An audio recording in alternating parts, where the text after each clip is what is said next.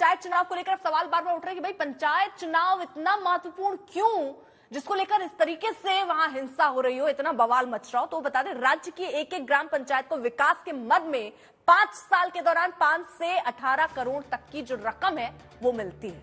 मतलब समझिए इससे आप कि लोकसभा, विधानसभा और पंचायत चुनाव इससे अलग क्यों और इतने बड़े स्तर पर इसको लेकर बवाल क्यों मचा हुआ है। अब इसका ज्यादातर हिस्सा जो है वो केंद्र सरकार से मिलता है। इस रकम को खर्च करने का जो अधिकार है वो पंचायत समिति के अध्यक्ष और उपाध्यक्ष के पास होता है। पैसों को खर्च करने के मामले में पंचायत सदस्यों का अधिकार किसी विधायक या किसी सांसद से ज्यादा होता है। शायद आप समझ पा रहे होंगे कि ये बवाल क्यों मचा हुआ है पंचायत चुनाव को लेकर, इतना बड़ा ये पंचायत चुनाव क्यों है। अब जरा मैं विनय जी का रुख करते हुए माफी के साथ, क्योंकि मैं थोड़ा लेट आपके पास पहुंच पा रही हूं, लेकिन आप देख ही रहे हैं किस तरीके से गर्मा गर्मी चल रही है। मैं ये समझना चाहती हूं कि सचमुच नेताओं में ग्रामीण इलाकों को विकास की भावना इतनी प्रबल है, उसके लिए पंचायत चुनाव की अहमियत विधानसभा और लोकसभा से चुनाव से अधिक है, या खेल कुछ दूसरा है? देखिए, मुझे तो लग रहा है कि 2 प्रवक्ता क्यों हैं एक ही पार्टी से। सीपीएम और टीएमसी दोनों एक ही तो है। पहले सीपीएम थी, आज टीएमसी हो गई। हिंसा के मामले में कह रहा हूं, ये जो टीएमसी है इसका प्रशिक्षण हिंसा का सीपीएम नहीं किया है, और हमारे टीएमसी के साथ सीपीएम के साथी हैं, बड़ी अच्छी अच्छी बातें कर रहे थे। मैं तो केवल एक उदाहरण बताता हूँ। 1970 की घटना है, साईबाड़ी हत्याकांड। इंदिरा गांधी जी गई थी मृतकों से मिलने, बेटों को मार दिया गया, 2 बेटों को। मां को बेटों के खून में चावल सान करके खिलाया गया। किसने किया? अर्पिता जी मालूम है, सीपीएम के नेताओं ने किया। और जिन 3 लोगों ने खिलाया, जो मुख्य अभियुक्त थे, बाद में पॉलिट ब्यूरो के मेंबर बने और वहां मंत्री बने, और आज बैठ करके फहाद हलीम साहब अच्छी अच्छी बातें कर रहे हैं। अरे जो आज हो रहा है इसकी ट्रेनिंग आपने दी। सब कोर्ट के जजमेंट आ गए। आप क्यों कोर्ट के राय के ऊपर अपना व्यक्तिगत आप अपना राय थोप रहे हैं दर्शकों पर? नहीं, आप कोर्ट के राय के पूर्व आप क्यों अपने राय यहाँ पर थोप रहे हैं? आप यहाँ पर 2023 में आइए, आप ये सवाल करिए कि भारतीय जनता पार्टी ने दार्जिलिंग में जिन हलीम साहब साईबाड़ी भूल गए, अरे एक करके बोलिए, ठीक है ठीक है। हलीम साहब आप अपनी बात भी रख लीजिएगा, 1 सेकंड 10 सेकंड रख लीजिए, ठीक है विनय जी। उनको बाद में अपने मंत्री और पॉलिट ब्यूरो का मेंबर ठीक है, इस पर इनको थोड़ी आपत्ति है। 1 सेकंड सर, मैं रोक रही हूँ विनय जी, इस पे थोड़ा सा हलीम साहब को आपत्ति, इसलिए वो बीच में बोल रहे हैं। सर क्या आपत्ति है जरा बताइए। हलीम साहब, पिताजी इन्वेस्टिगेशन हो चुका है, आज लेकर के जो घूम रहा है, साईबाड़ी केस की इन्वेस्टिगेशन हो गई है। प्रशासनिक तहकीकात करने के बाद इसके अदालत में राय आ चुकी है। साईबाड़ी केस के मामले में अदालत की राय आ चुकी है। अगर अदालत की राय, अगर इनको इस प्रवक्ता को, ये भारतीय जनता पार्टी के जो प्रवक्ता यहाँ पे बैठे हुए हैं, उन्हें अगर कबूल नहीं है तो वो अदालत में जाकर के याचिका जमा दे। ठीक है, यहाँ दर्शकों को वर्गलाने के लिए ये सब वक्तव्य नहीं। अपना निजी राय मत रखिए, आपका निजी राय रखने का जगह नहीं है यहाँ पर। सर मैंने इसलिए उनको रोक कर आपकी बात सुनी बीच में, इसीलिए उन्हें रोक कर सुना। हलीम साहब ठीक है, बार बार रिपीट कर रहे हैं आप वही बात। ठीक है विनय जी, मैं ये कह रहा हूँ, बोल रहे हैं ठीक है प्लीज भाई। मैं कह रहा हूँ, और पिताजी हिंसा हमारी हिंसा अपनी पराई नहीं होती। जो आज लोग माचिस लेकर के घूम रहे हैं ना, वो कल उसी हिंसा की आग की जद में आने वाले हैं। मैं उदाहरण बता रहा हूँ, कल तृणमूल कांग्रेस खुद हिंसा का शिकार थी इन्हीं सीपीएम वालों से। आज उनकी हिंसा का शिकार सीपीएम वाले हो रहे हैं। आज टीएमसी की हिंसा का शिकार, जिसका प्रशिक्षण उसने सीपीएम से लिया था, बाकी पार्टी के लोग हो रहे हैं। तो हिंसा अपनी पराई नहीं होती, हिंसा बंटवारा नहीं करती, और कोई रेखा नहीं है जो पार्टी है। आज हम तो कल आप। ठीक है विनय जी, हिंसा के समर्थन मानव जायसवाल भी कुछ ऐड कर लेना चाह रही है, उनकी बात भी सुन लूं। हाँ ठीक है विनय जी, 1 सेकंड। हाँ मानव जायसवाल, देखिए कुछ बातें जो हमारे विनय भाई साहब ने बोली है, जो चावल खून से सने हुए चावल को खिलाने वाली बात, ये बहुत ही मार्मिक विषय है।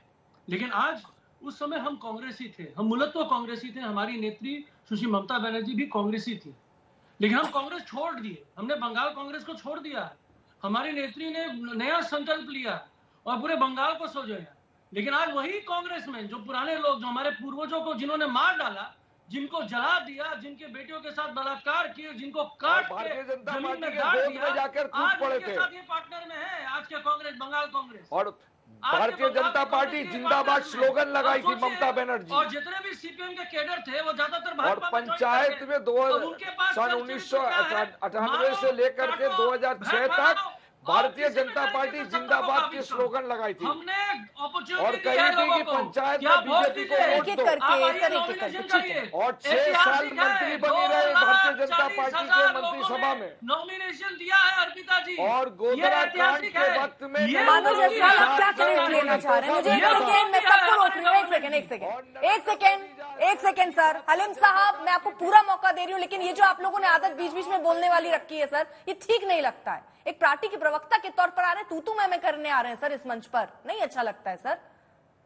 लेकिन मानव जायसवाल, आप बार बार, ये आज तीसरी बार आप गिना रहे हैं कि ऐतिहासिक है, कितने नामांकन हो रहे हैं, ऐतिहासिक है, यानी आप ये भी एक्सेप्ट कर रहे हैं कि ये वही बंगाल है जहां पर नामांकन करने के लिए लोग पहुंच नहीं पाते थे, या तो उनको डरा दिया जाता था या तो उनसे नामांकन वापस ले लिया जाता था। आप ये क्यों बार बार, ये इतनी बड़ी चीज हो गई है नामांकन कर लेना।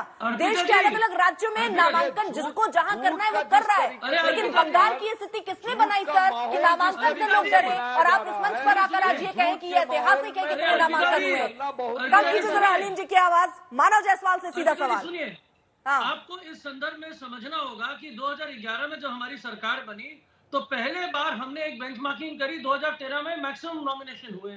फिर 2018 आते आते जो सीपीएम जो धूमिल हो गई थी वो भाजपा के साथ मिल गई, और भाजपाइयों के साथ मिलकर उन्होंने वो चोला पहन लिया भाजपाइयों का, और फिर जलाधार जो था वो बटने लगा, और फिर वो मारकाट पे चले आए, क्योंकि उनका चलचेल मारकाट ही है। इन्होंने मार के ही किया है, इन्होंने किया। और ये लोग करते करते दिखाते क्या है कि बस टीएमसी ने किया है।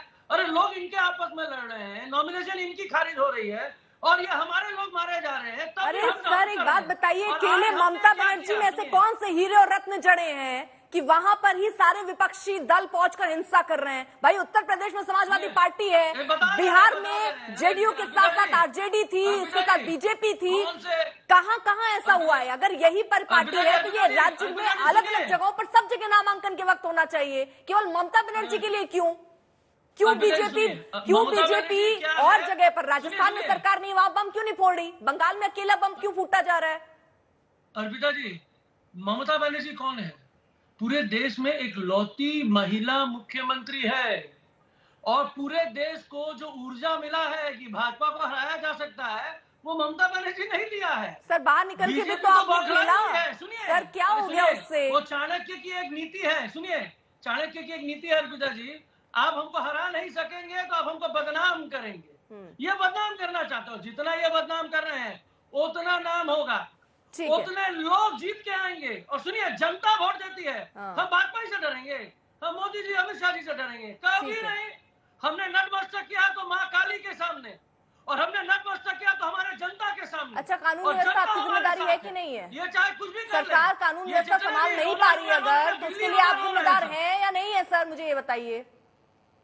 जिम्मेदारी सुनिए, जिम्मेदार कौन है मैं बता देता हूँ। आप जिम्मेदार हैं कि नहीं? सरकार चला रहे हैं आप जिम्मेदार हैं कि नहीं है सर? वो जिम्मेदार है। मानव जायसवाल, आपस की लड़ाई, भाई भाई के बीच में लड़ाई हो रही है, मानव भाई एक बात बताओ, और आप क्या कर रहे हैं? आप हाथ रखकर बैठे हैं। आप दोनों जो नॉमिनेशन फाइल कर रहे हैं, एक बार अर्पिता जी मैं 10 सेकंड एक सवाल पूछना चाह रहा हूँ। ठीक है, आप हाथ में हाथ रखकर बैठे हैं, ठीक है। कमरू जी जल्दी से आप भी अपनी बात ऐड कर लीजिए। हाँ देखिए अर्पिता जी, बंगाल में 74,000 पूछूं, लेकिन मैं सिर्फ ममता बनर्जी से कुछ ना पूछूं, मैं पश्चिम बंगाल सरकार से कुछ ना पूछूं, मैं बीजेपी से पूछ लूं, मैं सीपीआई से पूछ लूं, लेकिन सिर्फ तृणमूल कांग्रेस ना बताए कि आखिरकार राज्य में अगर ये स्थिति पैदा हो रही है तो जिम्मेदारी किसकी है? आप सरकार चलाते हुए ये कह रहे हैं अगर कि विपक्ष वालों की ये जिम्मेदारी है, तो फिर आप क्यों हैं सरकार में सर? जब आपकी कोई जिम्मेदारी नहीं, कानून व्यवस्था आप सोचिए, आप यही तक भी नहीं बोल रहे कि हमारी जिम्मेदारी है। विपक्ष ने हमको सरकार में नहीं लाया है, जनता ने लाया है, हम जनता के सेवा के लिए हैं, हम विपक्ष की चाटुकारिता करने के लिए है क्या? तो जो लोग आपको वोट देते हैं सर, उनकी भी मौतें होती हैं। ये 30 लोग कौन से आसमान से नहीं टपके हैं सर? ये जो 30 लोगों की चुनाव में मौत होती, 30, 20 और ये पूरा आंकड़ा जो मैं साल दर साल आपको दिया, ये आसमान से टपके हैं क्या? ये भी चुनाव में आपको वोट देते हैं ना? ये आंकड़ा ट्रिपल डिजिट में था, हमने कम करवाया है।